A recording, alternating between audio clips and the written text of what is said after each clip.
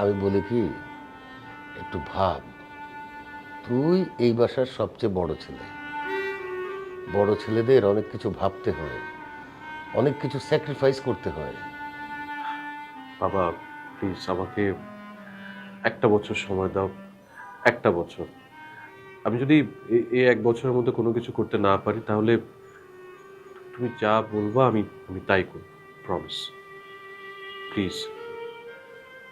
আরেকটা কথা, তোর মাও মারা যাবার পরে শিউলি যেভাবে সংসারটা সামলাচ্ছে,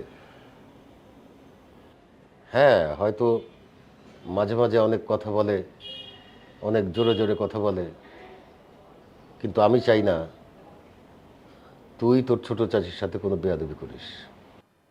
বাবা, আমি আবার কখন চাচির সাথে বেয়াদবি করলাম? তোকে নাকি কালকে বাজারে যেতে বলেছিল, তুই মুখের উপরে মানা করে দিয়েছিস। আরে না বাবা, ওরকম কিছুই না। আচ্ছা, আমি তোমাকে বলছি। আমি আমার একটা মিটিং ছিল, আমি বের হচ্ছিলাম বাসা থেকে, তখন বললো যে এ, টাকা দিয়ে বললো যা বাজার করে নিয়ে আয়। আমি জাস্ট বললাম যে ঠিক আছে, আমার মিটিং আছে, আমি আসার সময় বাজার নিয়ে আসবো, এই তো।